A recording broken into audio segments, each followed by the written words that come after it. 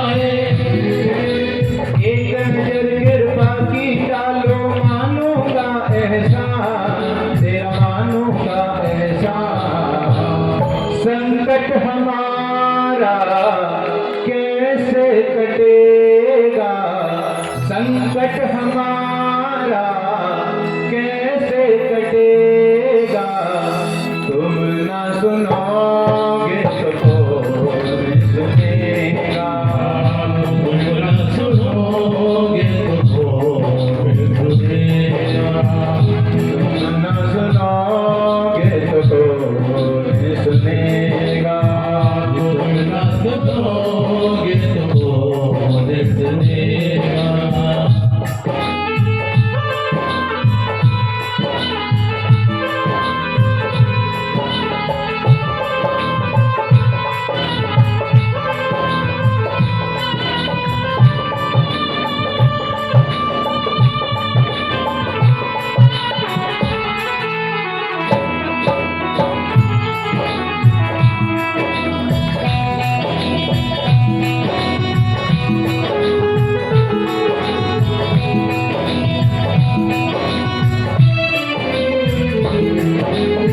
हम सभी प्रभु को कब याद करते हैं, जब दुख आता है कोई। गजल ने प्रभु को कब पुकारा था कि जब उसको लगा कि कोई भी परिवार वाला मेरा साथ नहीं देता है, तब प्रभु को पुकारा था कि प्रभु आप मेरी रक्षा करो। और प्रभु गरुड़ को छोड़कर दौड़े दौड़े चले आए थे। क्यों? जब पानी सर से ऊपर उसके हो गया था। पानी है सर से ऊपर, मुसीबत अड़ गई है, आज हमको तुम्हारी जरूरत पड़ गई है। पानी है सर से ऊपर, मुसीबत अड़ गई है, आज हमको तुम्हारी जरूरत पड़ गई है। पानी है सर से ऊपर, मुसीबत अड़ गई है, आज हमको तुम्हारी जरूरत पड़ गई है। अपने हाथ से हाथ पकड़ लो, मानो का एहसान, तेरा मानो का एहसान, साथ हमारे कौन चलेगा, साथ हमारे कौन चलेगा, तुम ना सुनोगे तो कौन सुनेगा, तुम ना सुनोगे तो कौन सुनेगा, तुम ना सुनोगे तो कौन सुनेगा। तुम ना सुनोगे तो कौन सुनेगा।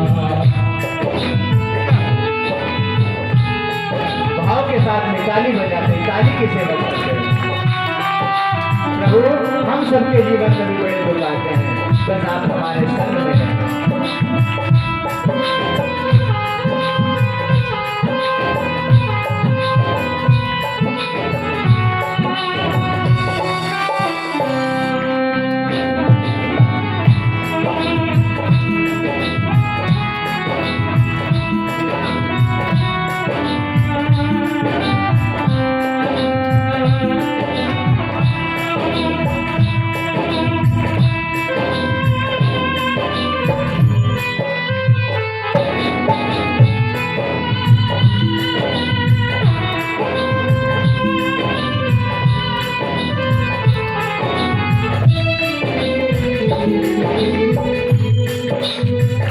तुम्हारे दर पे शायद हमेशा धर्मी आते, आज पापी आया है, शाम का है घबराते। तुम्हारे घर पे शायद सदा ही घर में आते, आज पापी आया है, शाम का है घबराते। आज पापी आया है, शाम का है घबराते। आज पापी आया है, शाम का है घबराते। हमने सुना है तेरी नजर में सब है एक समान, सब है एक समान। इसका पता तो आज चलेगा, इसका पता तो आज चलेगा। तुम न सुनोगे तो कौन सुनेगा,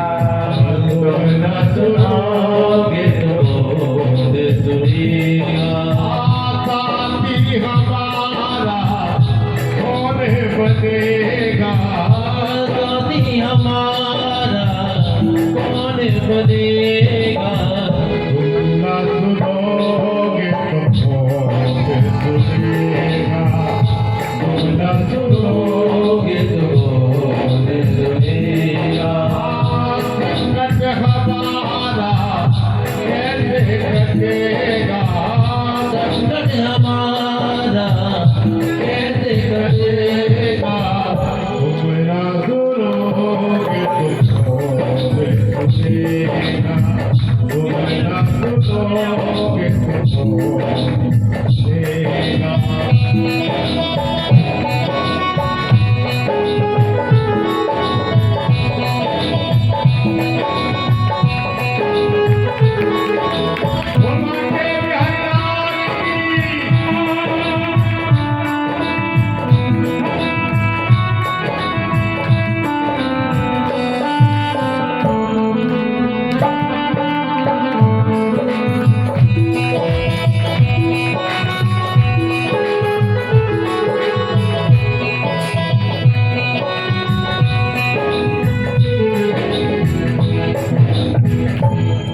बोले गुरुदेव भगवान की जय। सौभाग्य बिहारी लाल की जय। हमारे मध्य हमारे श्रेष्ठ और श्रेष्ठ भ्राताश्री, बहुत बहुत स्वागत है हमारे बड़े भैया का। आप सभी तालीम की सेवा करते हुए हमारे गुरुदेव का स्वागत करें। आइए। कुंती से, बुआ आपने ये क्या मांग लिया कि गोविंद आप दुख में सभी के साथ रहते हैं, ऐसा हमने सुना है। बस मेरी झोली में तो गोविंद आप दुख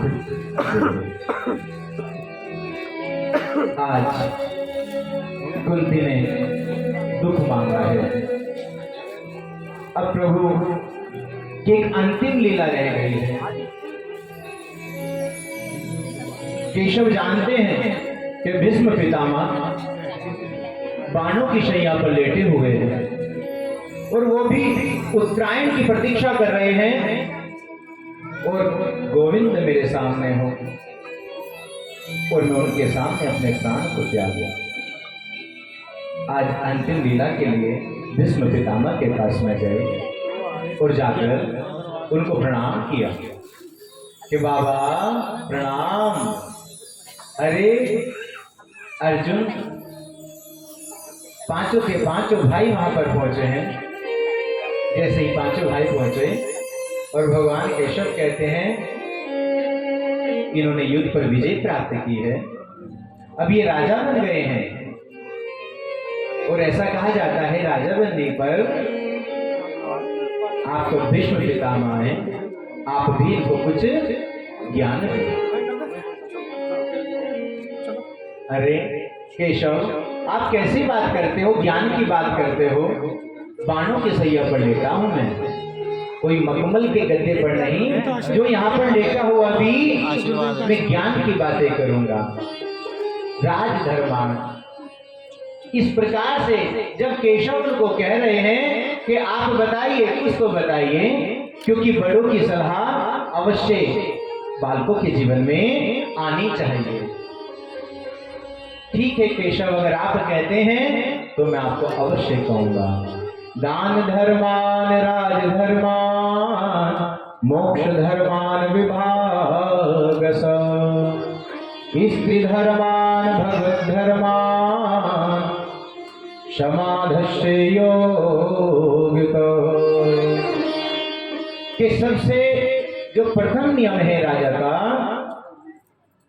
दान धर्मान, दान करते रहना चाहिए।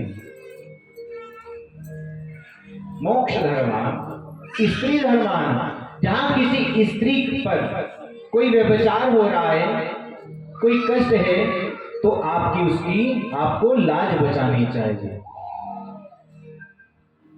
आज भीष्म पितामह इतना सुंदर उपदेश दे रहे हैं, तो वहीं पर द्रौपदी जी खड़ी हैं।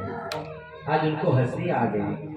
कभी कभी ऐसा हो जाता है हम सबके जीवन में कि बातें तो इतनी अच्छी अच्छी करते थे और यहाँ पर कहाँ गई वो आपकी बातें। तो आज भीष्म पितामह जब ये सुंदर उपदेश दे रहे थे तो द्रौपदी वहां पर हंस गई थी। जैसे भीष्म पितामह ने देखा, अरे आप किस लिए हंसी हैं, क्या बात है? नहीं नहीं महाराज, आप मुझको क्षमा करें, मुझसे अपराध हो गया। नहीं नहीं, कुलवंती नारी ऐसे नहीं हंसती किसी बात पे, कोई कारण अवश्य होगा, कोई कारण अवश्य होगा, बताओ। द्रौपदी कहती है कि महाराज आपका ये उपदेश उस समय कहा गया था जब मुझको निर्वस्त्र करने के लिए सबने सोच लिया, अगर वहां पर भी मेरा गोविंद मेरी रक्षा ना करता तो कहां गया था। आज भीष्म पितामह अशुद्धार कह रही है, कह रहे हैं कि मैंने दुर्योधन का नमक खाया, मैं वहां कुछ नहीं बोल पाया। आज इतना समय बीत गया, एक एक रक्त की जो धार बह गई है, उनका सब जो मैंने नमक खाया वो निकल गया। अब मैं जो भी बोल रहा हूं सत्य बोल रहा हूं। आज भीष्म पितामह ने इतना सुंदर उपदेश दिया है कि आपके राजधर्म कि आपके धर्म में और आपके पूरे राज्य में किसी पर भी अधर्म का नहीं हाथ होना चाहिए। धर्म आप आगे बढ़ा के रखें। जिस प्रकार से सनातन धर्म को हमारे श्रद्धेय बड़े भैया ने बड़े आगे बढ़ाया हुआ है,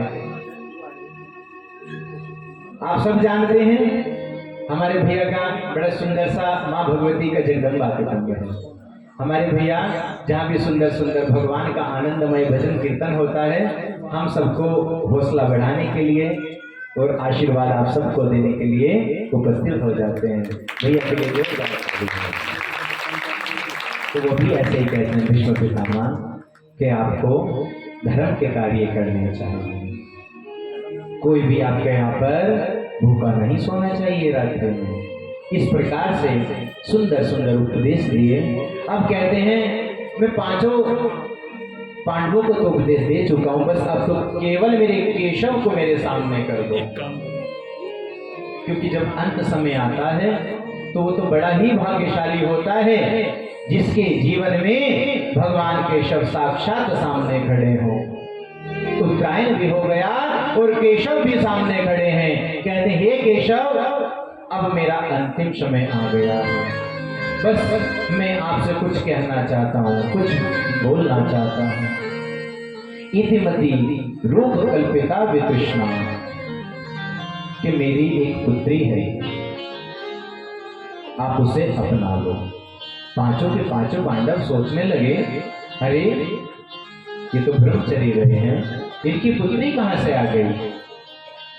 उन्होंने कहा इतिमति रूप विकल्पिता, जो मेरी बुद्धि है अब ये बिल्कुल पवित्र हो गई है, किसी प्रकार का कोई द्वेष नहीं है, बस प्रभु आप इसको अपना लो। प्रभु ने तथास्तु कहा और भीष्म पितामह से निकली वो बुद्धि भगवान के चरणों में विलीन हो गई।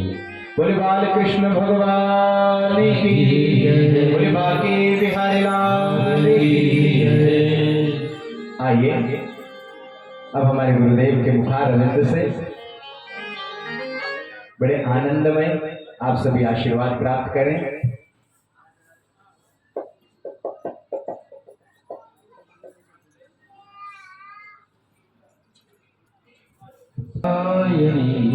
नमोस्तुते गुरुर्ब्रह्मा गुरुर्विष्णु गुरुर्देवो महेश्वरा, गुरुर्साक्षात् परब्रह्मः, तस्मै श्री गुरुवे नमः। तो श्री गणपति भगवान की जय। शाकंद योग माया की जय। श्री हनुमान जी महाराज की जय। श्रीमद् भागवत महापुराण की जय। जय श्री अम्बे, जय जय श्री अम्बे, जय जय श्री अम्बे। मेरे इष्टाराध्य भगवती पराम्बा राजराजेश्वरी माँ शाकंभरी नित्यवंदन भगवती के श्री चरणों में हर श्वास से उसी का सिमरन, उसी का चिंतन, उसी का मंथन, उसी का वर्णन। गोलोकवासी समस्त मित्र पूज्य सद्गुरुदेव की कृपामय ये जीवन और चंद्रोत्तम श्रीमद् भागवत महापुराण के श्री चरणों में पूज्य व्यास जी महाराज का प्रणाम।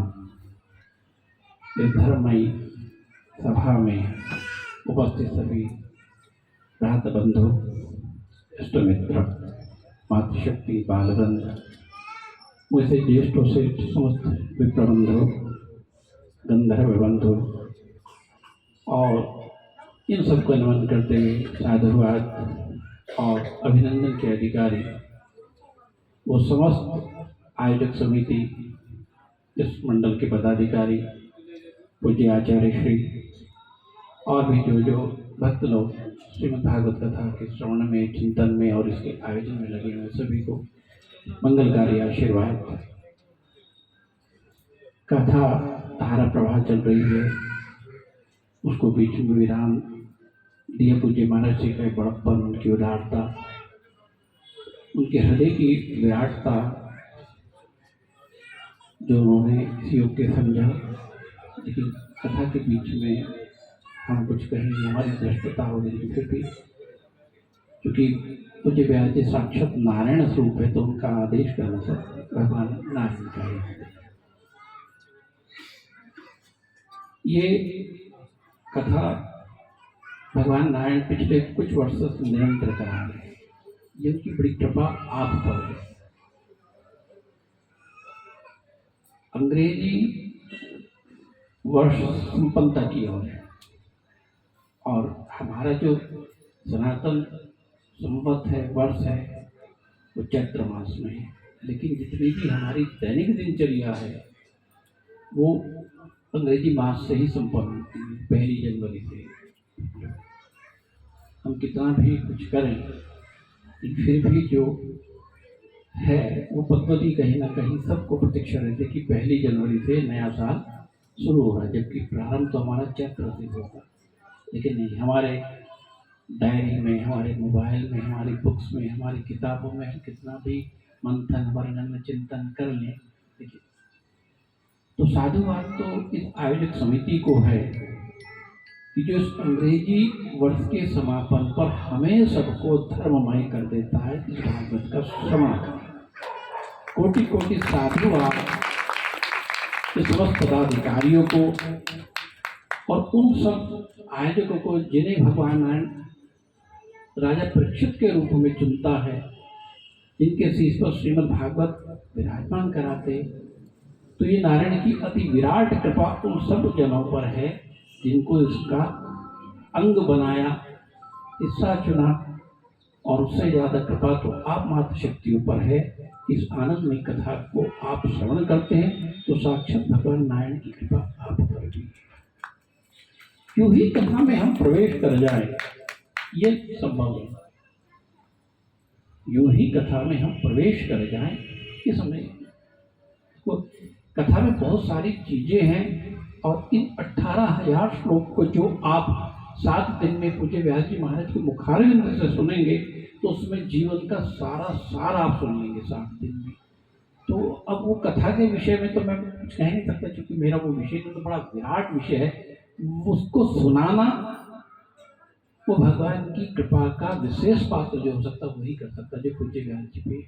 तो मैं तो बस ये सोचता हूँ कि तुम जैसे भक्तों की कृपा मुझ पर भी हो जाती है कि आपकी जहाँ जहाँ चरण पड़ते वहाँ वहाँ मेरा मस्तक होता। तो पूर्व जन्मों का कोई सत्कर्म रहा होगा, जन्म का तो नहीं कह सकते कि जो आप जैसे भक्तों में। क्योंकि कथा में मुझे आचार्य ऋषि संत कह रहे थे कि कथा में जो भी भक्त बैठता है तो नारायण उसके घट में आकर बैठ जाता है।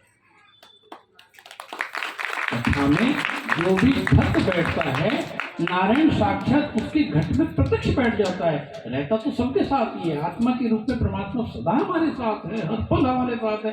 हर क्षण हमारे साथ है। लेकिन जो व्यक्ति कथा में आकर बैठता है वहां तो नारायण प्रत्यक्ष रूप में उसके साथ बैठता है। तो मैं तो थोड़ा सा लोभी हूँ, थोड़ा सा लालची हूँ, मुझे लगता है कि मैं खुद तो पूजा पाठ ज़्यादा नहीं कर सकता, इसलिए नारायण पता नहीं कहाँ मिलेंगे। सच बात तो है कि आप सब में भगवान नारायण के दर्शन करने के लिए अरे हजारों नारायण आज मिल जाएंगे, एक ही बार में सारा काम हो जाएगा। तो अब ये साल का अंतिम माह है अंग्रेजी वर्ष का, तो भैया अगले साल तक पूरी एनर्जी मिल जाएगी इतने सारे देवताओं के दर्शन करके। तो भैया सारे नारायण को प्रणाम है, आप सबको वंदन है, चिंतन है, आपको दंडवत प्रणाम है मातृ शक्तियों को जिनकी कृपा से सब काम हो रहा है और आप पर भगवान नारायण की कृपा हो रही।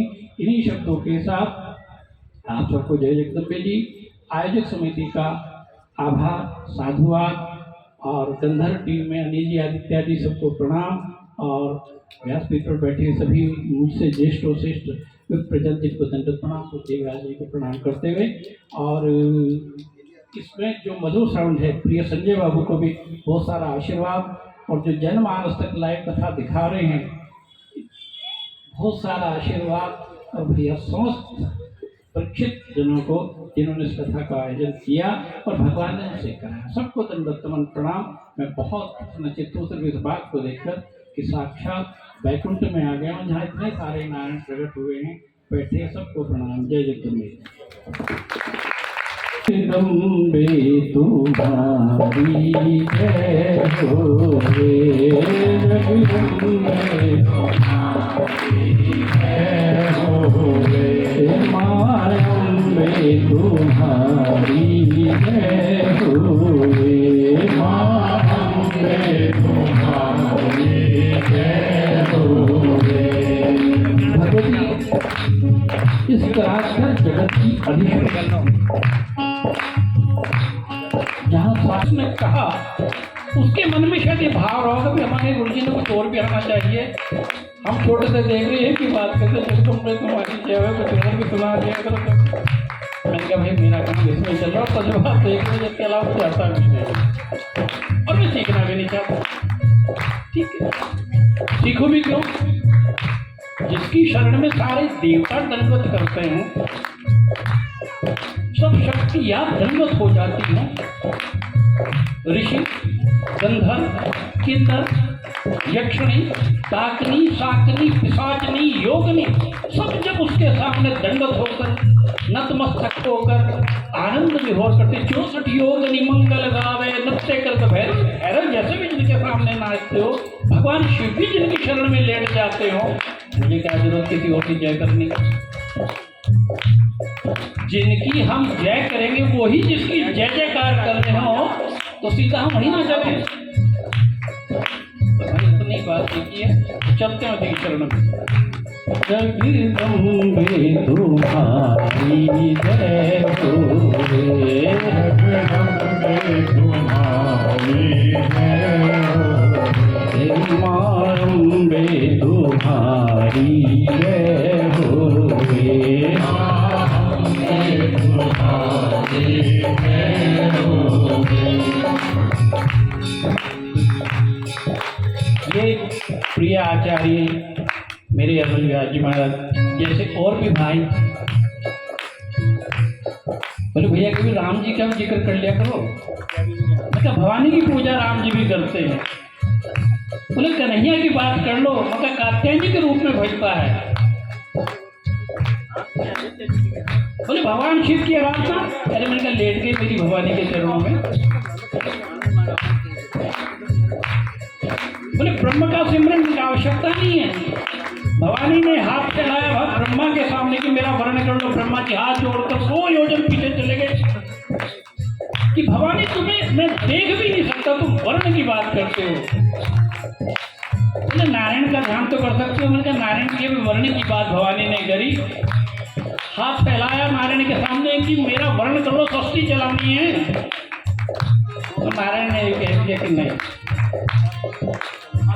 हाँ भगवान शिव ने वर्ण करा, क्योंकि संसार में जितने भी पंगे के काम थे वो भगवान शिव नहीं करे।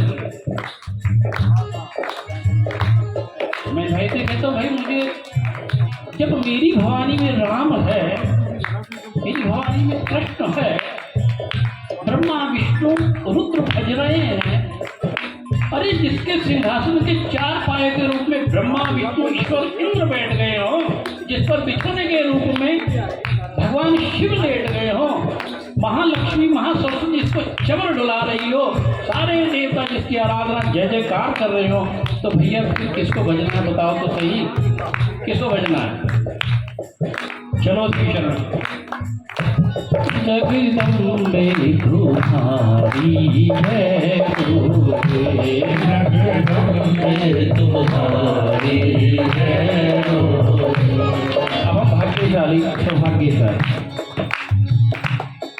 भगवती की गोद में रहते हैं आप। जब जितने भी आचार्य हैं, जब आपसे संकल्प कराते हैं तो एक शब्द बोलते हैं, शाकंभरी सिद्धपीठ क्षेत्रे। कौन सा? कितनी दूर है आपसे? ये जितना भी परिक्षेत्र है उसकी गोद है, उसकी गोद में हम बैठे हैं। और सच में तो है, हम भगवती की ही गोद में बैठे हैं। भगवती गंगा, भगवती यमुना, गंगा यमुना मध्य 2 माँ की गोद में हम हैं। और भगवती शाकंभरी प्रकट हुई। और ध्यान रखिए, भगवती के जितने भी सिद्धपीठ हैं, सब सिद्धपीठ पर भगवती के एक एक अंग सती के गिरे हैं, तब माँ वहाँ पिंडी रूप में प्रकट हुई। नैना देवी, ज्वाला जी, चंद्रपूर्णी, चामुंडा, कहीं पे लेकिन भगवती शाकंभरी पूर्ण रूप में प्रकट हुई है। और भाग्यशाली अपितु सौभाग्यशाली। कई बार हमारी स्थिति ये है कि हम वो मृग हैं जिसमें कस्तूरी भीतर है, पर हम भ्रमण कहीं और कर रहे हैं। हमें तो कहीं और जाने की जरूरत ही नहीं है। सारे देवता तो रोज आकर भगवती का निराजन करते हैं, बजाय हम दाएं बाएं भ्रमण करने के।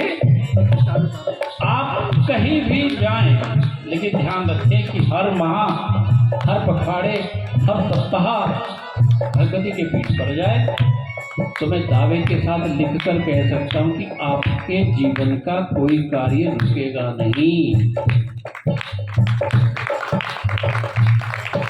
और नहीं, घर का जोगी जोगना और अनिलाभ का सिद्ध।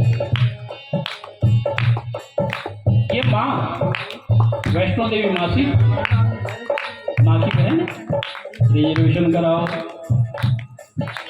फिर जाओ, फिर लाइन में लगो,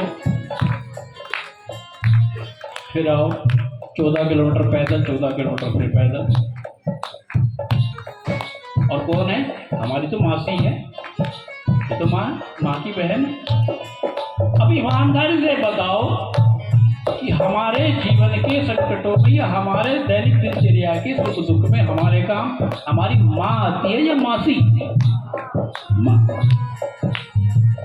तो बड़े अच्छे लोग बड़े गौरव होकर कहते हैं, अरे गुरुजी, मैंने पूरे साल का एक नियम बना रखा है कि मैं हर साल वैष्णो देवी जाता हूँ। सहारनपुर के बहुत सारे लोग भैया को भी बताते होंगे, जब इनके पास यजमान परिवार लोग आते हैं। मैं कहा बहुत अच्छी बात है। शाकंभरी देवी बोले 3 साल पहले गया था। मैंने कहा सत्यानाथ जी, तू यहाँ रह रहा है 3 साल, तो ये शाकंभरी देवी गए हुए होंगे और तू बड़े जोर से कह रहा है। अरे वो जो माँ के बक्से में टूम रखी है, ज्वेलरी रखी है, वो तो माँ देगी, मौसी नहीं देने की। हाँ, वो तो माँ ही देगी। तो माँ कौन है हमारी? अरे अन्न उसका खा रहे, धन उसका खा रहे, उसकी भूमि पर है। अभी सब लोग कुंभ में प्रयागराज स्नान करने जाएंगे, बिल्कुल जाना चाहिए, बिल्कुल 12 बजे। लेकिन बराबर में गंगा जी हैं, बराबर में यमुना जी, ये दोनों वहाँ जाके मिलेंगी। अरे साल में एक आध स्थान तो दोनों का भी हो जाना चाहिए। और मुझे लगता है गंगा जी तो सब लोग गए होंगे, यमुना जी का स्नान यहाँ पे मुझे लगता है 5 आदमी के अलावा छठे नहीं किया होगा। अच्छा, हाथ उठा के बता दो यमुना जी में किसने स्नान किया? यहाँ वाली यमुना जी पर देखो 5 ही हाथ हैं, 5 ही पूरे नहीं हो रहे। और ध्यान रखना, कभी बाढ़ के टाइम यमुना जी का मूड खराब हो गया ना, वो इधर कोई आती है।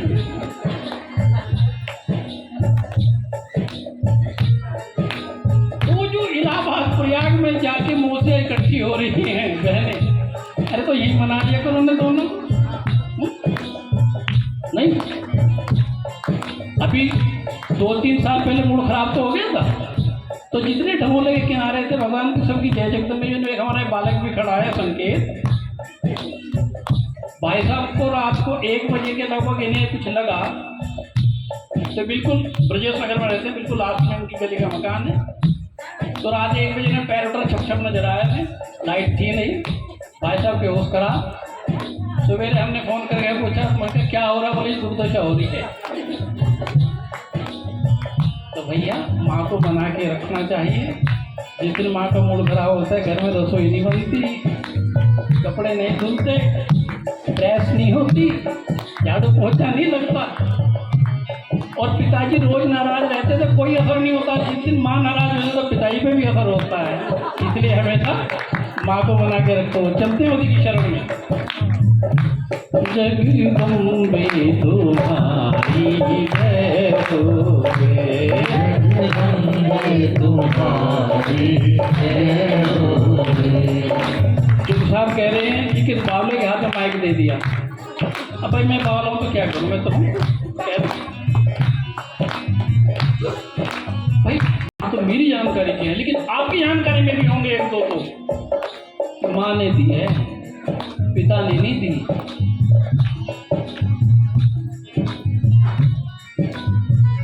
निस्वार्थ संबंध सिर्फ एक, स्त्री का सिर्फ एक रूप, जब वो माँ हो। माँ संबंध में वो निस्वार्थ है, पूर्ण ईमानदार है। और जगह तो कुछ भी हो सकता है, लेकिन जब शब्द माँ जुड़ता है, संसार का सबसे छोटा शब्द है रिलेशन का माँ, लेकिन पूरी सृष्टि पे भी लेखनी से लिख दोगे माँ के लिए, तो भी उसकी विराटता पूर्ण नहीं है। सम्मान करें माँ का। किसी तीर्थ के दर्शन मत करना, और सुबह माँ के चरणों में दंडों से जरूर। जब माँ रोती है घर की, तो चराचर जगत रोता है। ध्यान, वो कभी परेशान नहीं, उसकी आंखों से कभी आंसू। पहली बात तो माँ कभी अंतर मन से बदवा देती नहीं, और गलती से निकल गई तो ब्रह्मांड भी रोक नहीं सकता। कोई पूजन मत करो, कोई माला मत करो, कोई नाम दान दीक्षा मत लो। माँ के चरणों में सब कुछ बसता है। ना करो माता, सुबह से लेके शाम तक 1000 बार फोन करके बाहर से पूछ लो कि ठीक हो, कुछ खाना। माँ इसमें कुछ चाहिए नहीं।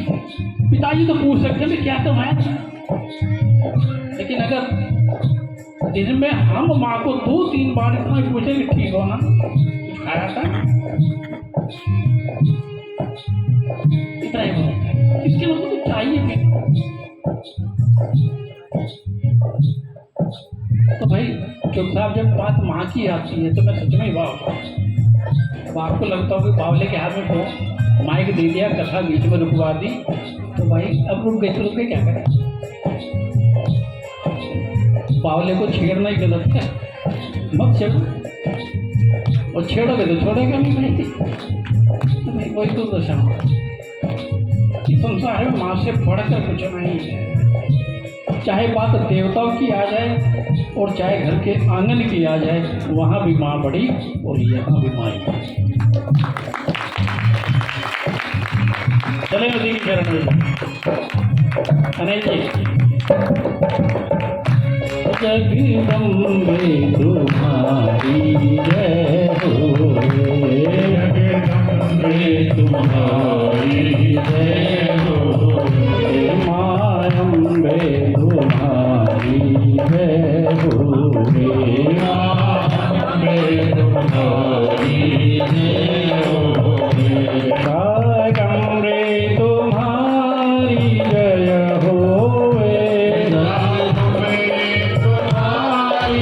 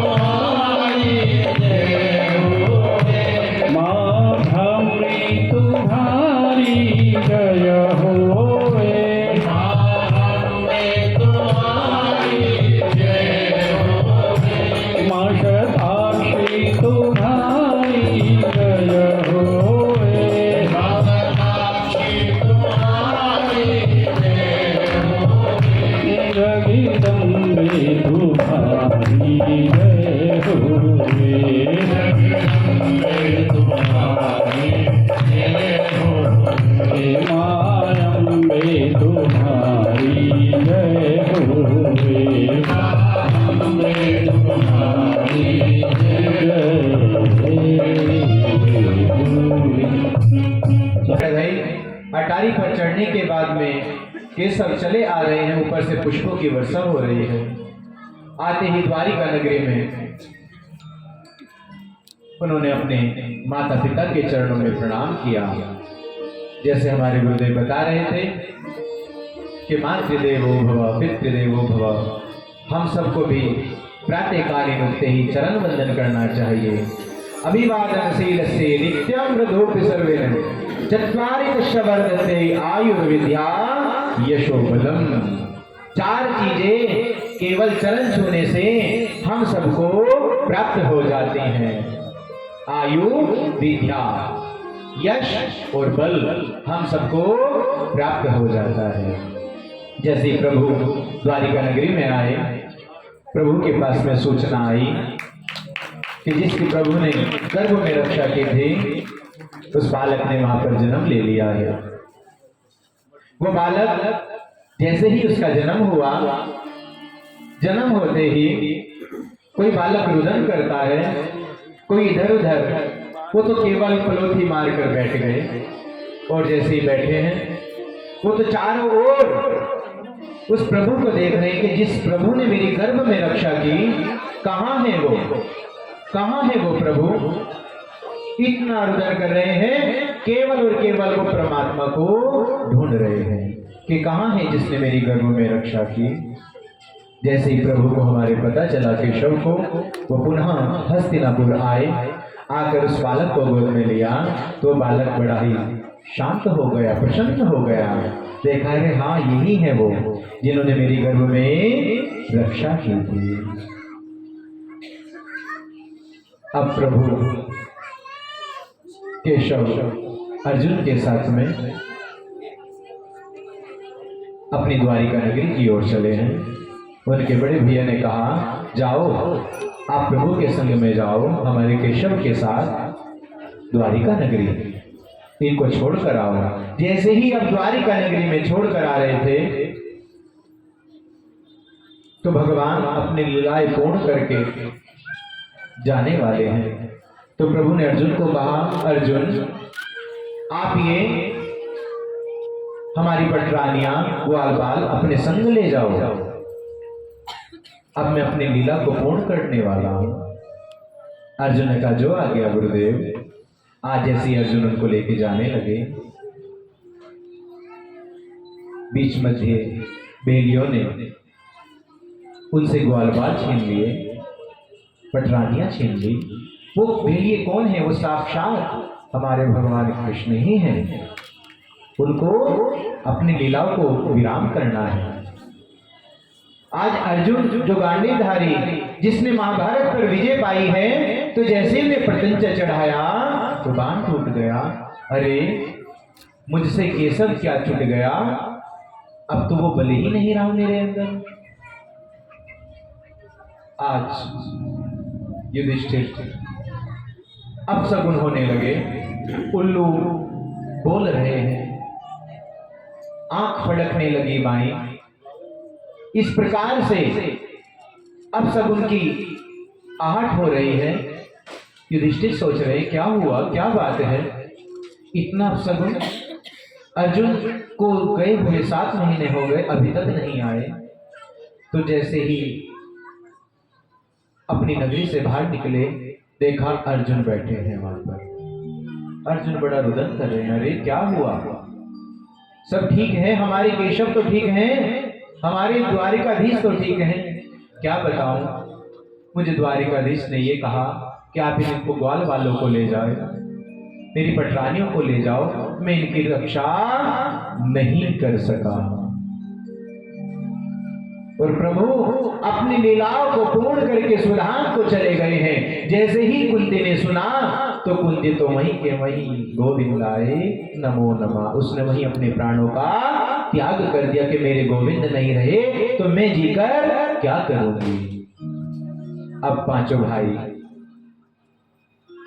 धीरे धीरे नामकरण संस्कार हुआ। राजा परीक्षित जो है, ये परीक्षित, इनको राजा बना दिया गया। सब राज्यभार इनको सौंपकर 5 भाई भी चले गए हैं कि हम भी भगवान का भजन करने के लिए जा रहे हैं। अब राजा परीक्षित इतने सुंदर राजा कि उनके राज्य में किसी प्रकार का कोई दुर्व्यवहार नहीं होता, कोई अत्याचार नहीं होता, सभी उनकी राजा से बड़े ही प्रसन्न थे सभी के सभी। तो राजा जब भी कहीं जाते मंदिर में अपने सिर पर कपड़ा बांधकर मुंह पे कि भगवान की मैं सेवा कर लूं किसी प्रकार से, अन्यथा कोई मंदिर में सेवा करने नहीं देता। ये तो राजा जी हैं, इनको कैसे सेवा करने देंगे, इनके साथ तो बहुत सारे सैनिक रहते हैं, इनके तो मंत्रीगण इतने सारे हैं। तो आज समय आया, रात्रि के समय निकले, जैसे ही रात्रि को निकले हैं वो, तो रात्रि को निकलने के बाद वो देख क्या रहे हैं, एक बैल जिसके 3 पैर कट चुके हैं, एक केवल बचा है। गाय वहीं पर, गौ माता साक्षात वहां पर खड़ी है और एक काला पुरुष उनको मार रहा है। राजा ने देखा, अरे मेरे राज्य में ये दुष्ट पापी कौन आ गया है, ये क्या हो रहा है, मैं इसको नहीं छोड़ूंगा। जैसे ही राजा परीक्षित आज उनको मारने के लिए दौड़े तो वो चरणों में गिर गया। महाराज, मैं कलयुग हूं, मुझे क्षमा करें, मैं क्या करूं प्रभु, आप इनको क्यों मार रहे हैं। सत्यम शोचम दया ये तो सब समाप्त हो गई है। तो कहने लगे, कौन हो तुम, क्या परिचय। कहने लगे, प्रभु अब आप ही बताइए कि मैं कहां रहूं, मुझको कोई रहने नहीं देता। अगर राजा परीक्षित चाहते तो कलयुग को वहीं मार देते और फिर से सतयुग आ जाता, लेकिन उसने कहा, प्रभु आप तो सब पर कृपा करते हैं, मुझ पर भी कृपा करें, मुझको भी रहने के लिए कोई स्थान दें आप। यत्फलं नास्ति तपसा ने योगेन समाधिना तत्फलं लभते सम्यकलो केशव कीर्तिमातर। कि प्रभु मुझे भी कोई स्थान चाहिए। अच्छा, दूत्यं पानम स्त्रिया सोनम यथा धर्मा चतुर्विध। कि जाओ हम तुमको 4 स्थान देते हैं जहां पर जुआ खेला जाता है, जहां पर मदिरापान किया जाता है, जहां किसी स्त्री का गमन किया जाता है और जहां पर हिंसा होती है, वहां पर तुम्हारे स्थान होंगे। कि प्रभु आप केवल यही समझकर दे रहे हैं कि मैं कलयुग हूं, क्या मेरे अंदर सारे के सारे दुरुपयोग ही हैं। प्रभु कुछ अच्छा भी है मेरे अंदर, क्या है, क्या अच्छा है तुम्हारे अंदर बताओ। प्रभु आपने सुना है त्रेता युग, द्वापर युग, सतयुग, इन सब में क्या होता था, कई कई हजार वर्षों की समाधि लगती थी, तब जाकर भगवान हमको प्राप्त होते थे। प्रभु मेरे अंदर एक अच्छाई है कि जो भी भगवान का भजन करेगा, जो भगवान का कीर्तन करेगा इस कलयुग में, परमात्मा स्वयं उसको प्राप्त हो जाएंगे। प्रभु मेरे अंदर कुछ अच्छाई भी है, अब आप मेरी अच्छाई को देखकर बस एक स्थान और दे दो, कोई अच्छा सा कमरा भी दे दो प्रभु, कोई बढ़िया सुंदर सा जिसमें एसी लगा हो, जन्नत के गड्ढे हो, ऐसा सुंदर सा स्थान दे दो। कहाँ चाहिए तुमको स्थान। प्रभु बस एक स्थान मुझको मेरे कहने से स्वर्ण में दे दो। अब 5वां स्थान स्वर्ण में दे दिया गया। वो स्वर्ण हर तरह नहीं है कि आप अपनी कमाई मेहनत करके स्वर्ण को खरीदें तो उसमें कलयुग का वास होगा। जो भी पाप की कमाई से स्वर्ण को खरीदेगा उसमें कलयुग का वास होगा। आज 5 के 5 स्थान देकर राजा परीक्षित अपने नगरी में आए। कुछ मंत्रियों ने कहा, प्रभु आप देखिए कि राजकोष में बहुत धन पड़ा है, कभी उसका भी देख लिया करें ताला खोलकर कि क्या क्या रखा है। आपके बाबाओं ने आपके लिए बहुत कुछ रखा है। तो वहां पर एक बहुत ही सुंदर स्वर्ण का मुकुट है। किसका है वो, आप सब जानते हैं, मुख से बताइए। जरासंध का, पाप की कमाई का है। कहने लगे, प्रभु ये तो बड़ा ही सुंदर मुकुट है, आप इसको अपने शीश पर धारण कर लें। आज जैसे इस शीश पे धारण किया, कभी आज तक वो जंगल में शिकार खेलने नहीं गए, आज वो जंगल की ओर बढ़ गए हैं शिकार खेलने के लिए। एक हिरनी को पीछा करते करते वो इतनी दूर निकल पड़े कि अब उनको कंठ सूखने लगा, भूख प्यास लगने लगी। तो वहीं पर एक शमीक ऋषि का आश्रम है। शमीक ऋषि के आश्रम में गए तो शमीक ऋषि तपस्या में बैठे हैं, तप कर रहे हैं, भगवान का भजन कर रहे हैं। राजा परीक्षित ने कहा, रे ये अभिमानी मुझे देखकर भी खड़ा नहीं होता, मुझको प्यास लगी है और ये देखकर खड़ा नहीं हो रहा, ये बड़ा अभिमानी है। एक मरा हुआ सर्प था, उसको उठाया, अपने बाण से उसके गले में डाल दिया। जैसे ही गले में डालकर राजा परीक्षित अपने महल की ओर आए, जैसे ही वो मुकुट उतारा और उतारते ही सारा ज्ञान, अरे मुझसे तो बहुत बड़ा अपराध हो गया, मैंने एक संत का अपराध कर दिया, एक ऋषि का अपराध कर दिया। हे प्रभु, मैं इसका क्या पश्चाताप करूं। इतने में वहीं पर शमीक ऋषि के पुत्र का मित्र देख रहा था, उसने जाती ही सूचना दे दी, तुम्हारे पिता के गले में उस राजा ने मरा हुआ सर्प डाल दिया। तो उसने वहीं जल हाथ में लिया। पहले क्या करते थे, जल हाथ में लेकर श्राप दे देते थे, अब ऐसा नहीं है, क्योंकि आपका जिससे क्रोध हो गया आप उसे श्राप दे देंगे पिता, वो वहीं साथ देंगे। तो ऐसे श्राप, जल लिया हाथ में और श्राप दे दिया कि आज से 7वें दिन तक्षक नाग सर्प डसने से राजा परीक्षित की मृत्यु हो जाएगी, ऐसा श्राप दे दिया गया। रोता रोते जैसे शमीक ऋषि के आश्रम में आए तो शमीक ऋषि जैसे ही उठे अपनी समाधि से, देखा रुदन कर रहा है, क्या हुआ बालक, क्यों रो रहे हैं। पिताजी, आपके गले में राजा परीक्षित ने मरा हुआ सर्प डाल दिया, मैं इसलिए रो रहा हूं। कोई बात नहीं, वो तो धर्मात्मा राजा है। नहीं नहीं पिताजी, उनको दंड अवश्य मिलेगा, मैंने उनको श्राप दे दिया। अरे बच्चे, ये क्या किया तुमने, उनके राज्य में तो सब के सब बड़े प्रसन्न रहते थे, वो तो इतने धर्मात्मा राजा हैं, ये तुमने क्या पाप कर दिया। चलो कोई बात नहीं, कहते ना मारते हुए की लाठी पकड़ी जा सकती है, बोलते हुए का बातें नहीं पकड़ी जा सकती। तो उन्होंने कहा ठीक है, आज राजा परीक्षित के पास में भेज दिया गया कि जाओ उनको बोल दो राजा परीक्षित को कि वो कुछ ऐसा उपाय करें कि आज से 7वें दिन उनको तक्षक नाग डस लेगा, कुछ ऐसा उपाय करें। जैसे ही ये आज उनका बालक गया है वहां पर, जाते उसने बताया कि प्रभु राजा जी, आप मुझे क्षमा करें, मैंने आपको श्राप दे दिया और आज से 7वें दिन आपकी मृत्यु होगी। अब तो राजा गदगद हो गए, बड़े ही प्रसन्नता के साथ कहते हैं, हाँ ये आपने बहुत अच्छा किया, अपराध नहीं, मुझको तो अवश्य दंड मिलना चाहिए था। अब मैं कह सकता हूं कि 7 दिन तक कोई भी मुझको मार नहीं सकता, मुझको मार नहीं सकता।